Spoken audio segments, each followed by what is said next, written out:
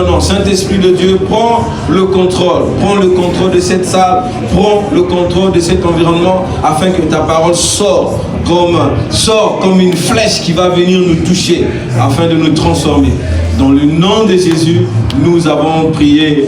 Amen. Nous allons les accueillir sur cette tête. Parce qu'on va acclamer très fort le Seigneur. Que d'abord, Madame Alouko va approcher. Continuez d'acclamer le Seigneur. C'est le cri de joie. Your grace you've lavished on me, and your greatness I've seen. Dieu est bon, amen. J'aimerais d'abord chanter cette adoration à Dieu. Pour tes bontés dans ma vie et ta grâce infinie, reçois ma louange. Reçois, ô Seigneur, ma adoration. Reçois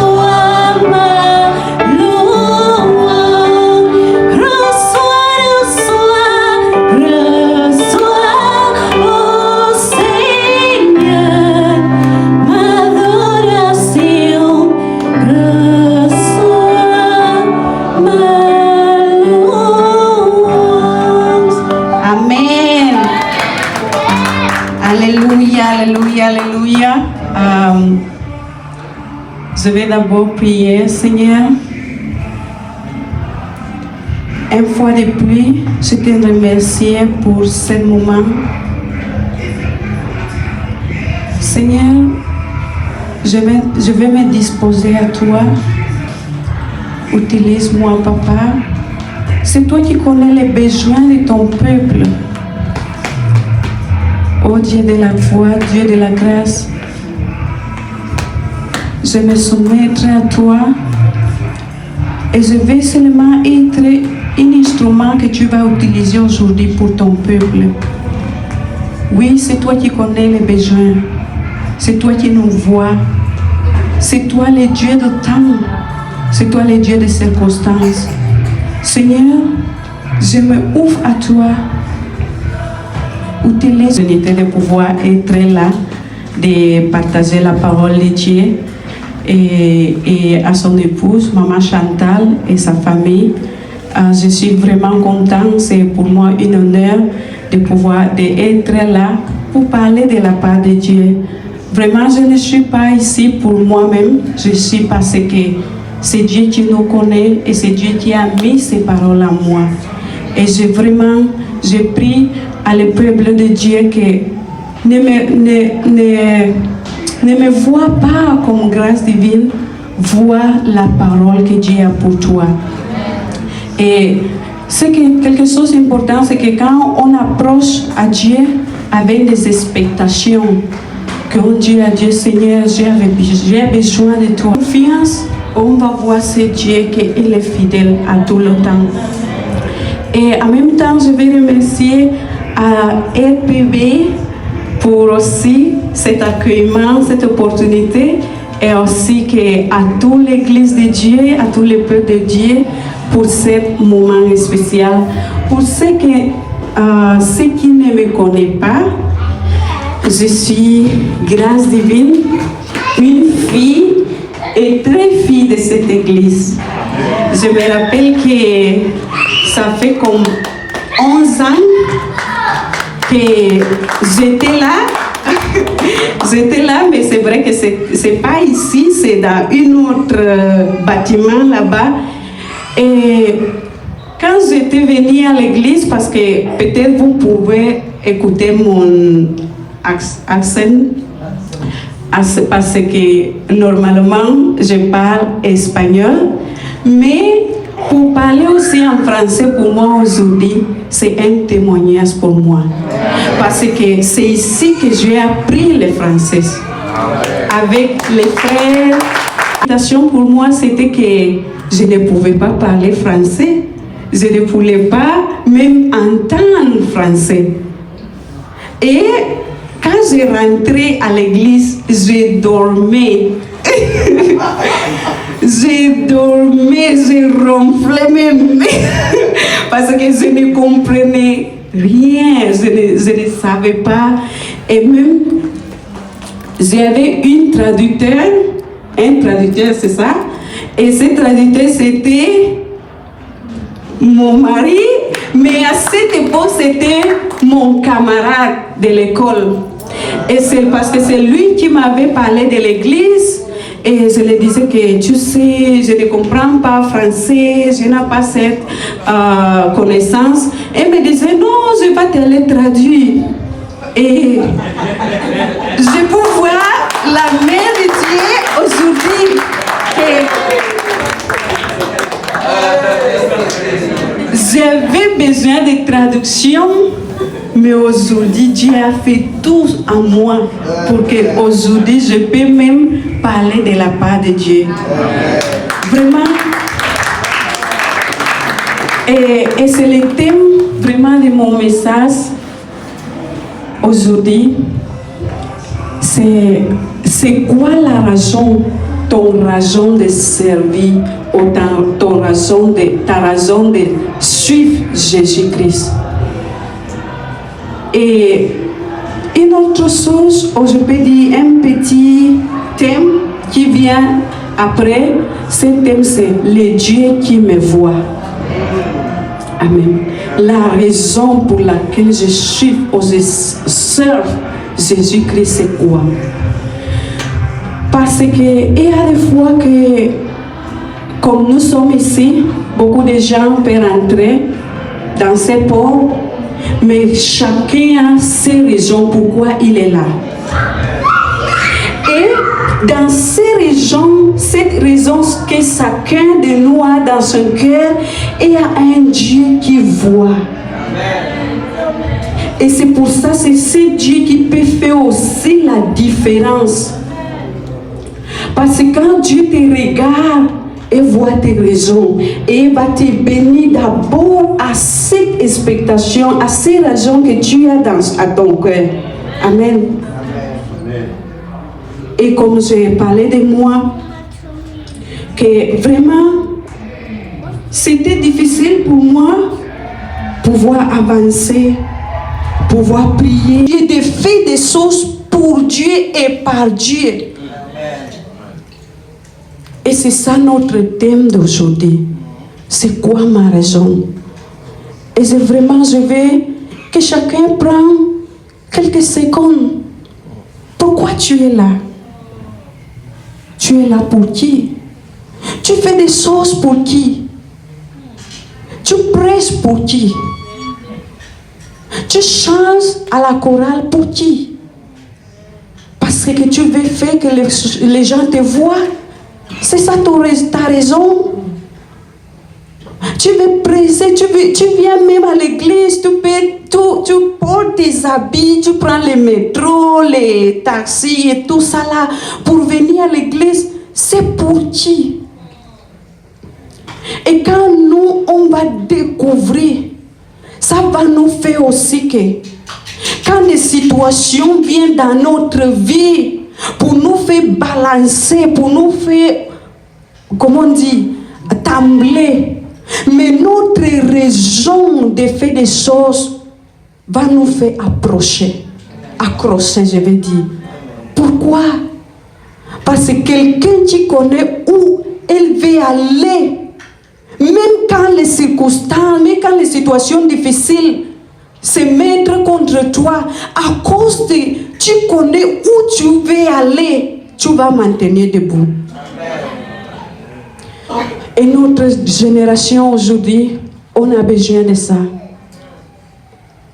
Les familles ont besoin de ça. Découvrir, ça va nous faire aussi que quand des situations viennent dans notre vie pour nous faire balancer, pour nous faire, comment on dit, trembler, mais notre raison de faire des choses va nous faire accrocher, je vais dire.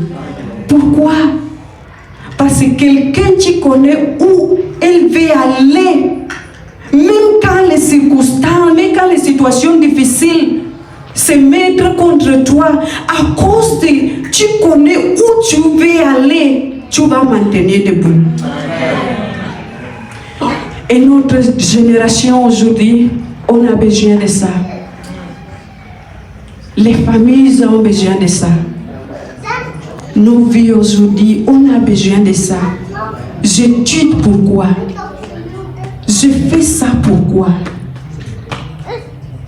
Alléluia. Et avancer dans les thèmes aujourd'hui, comme je l'ai dit, ma raison, c'est quoi ma raison de suivre Dieu ou de servir Dieu? J'aimerais qu'on apprenne de quelqu'un, un personnage à la parole de Dieu qui s'appelle Job. Alléluia. Je crois que beaucoup de gens connaissent déjà l'histoire de Job. Qu'est-ce qui s'était passé? La parole de Dieu décrit à Job comme une juste, mais qui avait passé des moments difficiles. Mais et même la Bible dit que des moments, des choses indescriptibles, ça veut dire les choses que même on ne pouvait pas finir de comprendre, de pouvoir même décrire. Mais pourquoi cet homme? On regarde des situations difficiles, ses enfants, tout ce qu'il avait, il a perdu tout. Mais pourquoi il continue d'être là? Parce qu'il y avait quelque chose qu'il avait fait maintenir debout. Et Dieu nous connaît. Et Dieu connaissait. Parce que quand on lit la parole de Dieu, j'aimerais inviter quelqu'un qui peut nous aider à lire la parole de Dieu. Job, verset 1. Merci. Job, verset 1 à 22. Il y avait au pays d'Uz un homme du nom de Job. Il était irréprochable, droit, fidèle à Dieu et il évitait le mal. Et il y a des situations même, parce que l'ennemi connaît qu'il ne peut pas venir, il te tape comme ça, mais il y a des autres stratégies qu'il va créer pour te faire tomber. Il crée dans cette stratégie, il y a aussi des circonstances. On peut voir ici qu'il nous parle de feu qui était venu dans le ciel. Ça veut dire que c'est des castages, je ne sais pas comment on appelle ça, des choses naturelles. On voit aussi que ces enfants étaient dans une maison et les arbres sont venus. Ça veut dire que c'est des accidents, c'est des situations que l'ennemi va utiliser pour te faire, pour te tuer. Peut-être l'ennemi ne va pas utiliser, on va dire seulement, oh tu avais l'argent, après l'ennemi, il fait tout pour pouvoir perdre le travail. Mais il va utiliser aussi des circonstances, des situations. Ça veut dire des choses que quand les gens attendent comme ça, ils disent que non, ça n'est pas Dieu. Je crois qu'il y a quelque chose qui ne marche pas. Les choses, des situations même que tu ne peux pas comprendre.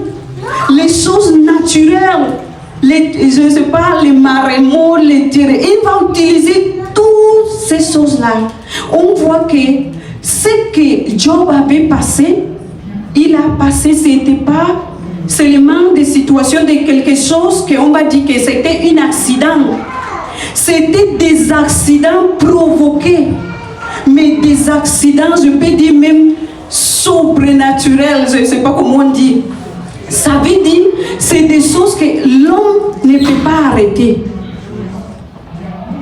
Il va utiliser des situations que tu vois, quand tu finis, tu viens de prendre ton argent, ça fait je ne sais pas combien de temps que le travail t'a payé. Mais utilise les situations quand il dit que non, cette personne-là ne doit pas rester fidèle. Il va créer un accident qui va faire que tout l'argent que tu as eu aujourd'hui, tu investis dans cette situation. Et même tu vas voir que même quand tu vas investir, mais il n'y aura même pas les solutions. Ça veut dire l'ennemi va utiliser des situations qui vont venir challenger ta foi. Mais on apprend quelque chose quand il commence la conversation avec Dieu. Il dit à Dieu, non, moi, je viens de promener sur la terre, comme si quelqu'un qui veut mentir à Dieu. Parce que même les promenades de l'ennemi, c'est pour observer quelque chose. C'est pour ça qu'on voit que Dieu lui dit que, ok, j'ai compris, tu viens de prendre même l'air là-bas, mais tu n'as pas vu à Job. La parole de Dieu dit que notre ennemi, c'est comme un lion qui est en train de se promener, qui est en train de passer. Mais on voit ici que l'ennemi, il n'était pas comme si sa mission, c'était pas même promener la terre, et je ne sais pas, prendre l'air, dormir là-bas. Il est entré dans l'église de Dieu, il est en train de regarder, tu es qui? Alléluia. Et même l'ennemi ne va pas pour aller. Il ne cherche pas des gens à l'hasard. Il sait à qui il peut aller, à qui il peut diriger. Et quand il donnait, il était comme ça, en train de regarder, et Dieu le voyait. Et c'est pour ça que Dieu l'avait demandé, comme si une question intentionnelle, de lui dire, tu as vu à Job? Et regarde, pour comprendre qu'il n'était pas là pour promener, il avait une mission. Regarde la réponse du diable.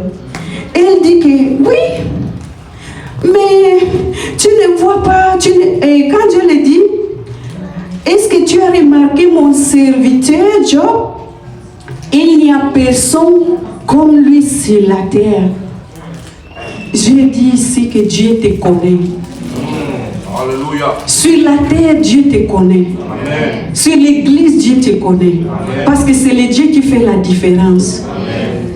Quand il voit notre mouvement, mais il y a des gens que quand Dieu regarde comme ça, il dit que oui, il est tel, il a ses caractéristiques. Et Dieu, le ciel, te connaît. Amen. Alléluia. Et il dit ici, la parole de Dieu le dit, regarde qu'est-ce que Satan avait répondu. Satan dit, est-ce que vraiment pour rien Job révère Dieu? Dieu t'a demandé, tu étais où? Mais après tu as dit que est-ce que tu as vu à mon serviteur? Mais regarde la réponse. Il parle des choses qui observaient en Job. Il dit parce que Job t'aime. Alléluia. Et regarde notre soeur, il dit, c'est pour ça, son temeur, c'est pour ça, tu l'as rembré, tu l'as protégé. Ça veut dire, si nous regardons bien la parole, l'ennemi ne connaît pas, c'est ça? Amen. Pourquoi Job il était fidèle à Dieu. Amen. Parce qu'il faisait une observation en Job. Il disait même, il faisait des conclusions en Job. Il disait, je crois. Pourquoi ça? Pourquoi il vient de répondre à Dieu avec ces réponses? Parce que il est en train de répondre à Dieu ce que la parole de Dieu dit. La parole de Dieu qui lance de l'Éternel monte grand autour de ceux qui les révérent, qui les craignent. C'est ça. Ça veut dire la réponse de l'ennemi, c'est connecté avec la parole. Amen. Et il dit que je crois que s'il est dans la protection, parce que la parole de Dieu me dit que ceux qui croient en Dieu, on a ses bénéfices. Amen. Alléluia. Amen. Ça nous montre que l'ennemi ne connaît pas l'origine, mais parce qu'il observait. Quand il promenait la terre, quand il vient dans nos églises, il est en train de regarder les gens. Il est en train de voir Comment est-ce que tu serves à Dieu? C'est quoi ton objectif? Pourquoi tu es là? Et quand il découvre ça, c'est à ça qu'il va venir contre. Et Dieu, parce que c'est Dieu qui connaît, nous connaît mieux. Quand l'ennemi a venu avec les suppositions pour lui dire que non, Job te craint parce que tel, tu vois, tu as gardé ses enfants, tu lui as donné les, comment on appelle, la richesse et tout. Dieu l'a dit, prends-toi, allez, abouler les tenter. Il y a des fois que, parce que Dieu nous connaît, Dieu ne va laisser à l'ennemi, Dieu ne va pas laisser à l'ennemi pour te tenter si il connaît que tous les croix, tu as créé de lui pour ton argent. Mais pourquoi Dieu avait laissé à l'ennemi d'y aller pour Job? Parce que Dieu connaît que toi tu ne connais pas pourquoi Job me serve, pourquoi il est fidèle, mais moi je connais que la personne c'est pas seulement ce que tu vois. Tu es en train de voir que non, il prie beaucoup, il tel et tout, dit non, c'est quelqu'un qui vraiment craint de Dieu. C'est ça, les gens peuvent nous voir et peuvent donner des conclusions parce qu'il est en train de voir recevoir à nous. Mais le Dieu qui connaît, et c'est pour ça qu'il a dit à l'ennemi, ok, c'est ça que tu penses, allez toi les tenter. Mais quand l'ennemi est venu, il a tué, il a fait tout. Après, il s'est rendu compte que ce n'était pas ça. Alléluia. C'était pas ça. C'est quoi tes raisons, ta raison de suivre Dieu? Parce que l'ennemi va venir, il va monter des circonstances pour montrer à les gens, même pour montrer à Dieu que tu es là. Parce que les gens te donnent les gens sont en train d'élever, les gens sont en train de dire de bonnes choses. Et c'est pour ça que tu es là. Mais il y a une autre partie des gens que Dieu connaît. Et même quand Dieu décrit des gens là, il dit, il est parfait, il est droit, il est comme ça. Mais peut-être les gens ne connaissent pas pourquoi Dieu donnait cette description de Job. C'est vrai que dans les descriptions de Job, que c'est quelqu'un qui aime Dieu, quelqu'un qui a cru de Dieu, c'est quelqu'un, et même la Genèse 28 le dit que si tu obéis à Dieu, il va te bénir. Ça c'est écrit dans la Bible. Et même nous, les enfants de Dieu, on doit connaître bien la parole de Dieu. Parce que l'ennemi aussi utilise la parole de Dieu pour nous tenter. Mais on voit ici, après que le diable est tué la première fois, je pense qu'il est venu, il dit que qu'est-ce qui se passe avec Job ici? Je ne comprends pas, c'est quoi ça? Après il est venu la deuxième fois, il a dit à Dieu, oh tu vois, si tu touches son pied, son corps, parce qu'il avait vu, il observe de moi. On a cette foi surnaturelle. Mais quand on parle de situations aussi surnaturelles, notre foi est défi, est challengée. Mais on voit, la parole de Dieu nous dit, trois choses demeurent.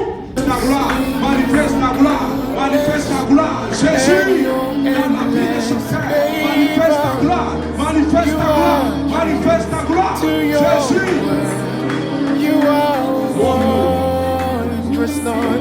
Your grace you've lavished on me, and your greatness I see. Alléluia. You are true to your word. You are wondrous, Lord. My eyes have seen your goodness and your endless favor. You are true to your word. Your grace you've lavished on me, and your greatness I've seen. You are true to your word. You are wondrous, Lord. My eyes have seen your goodness and your endless favor. You are true to your word. You are wondrous, Lord.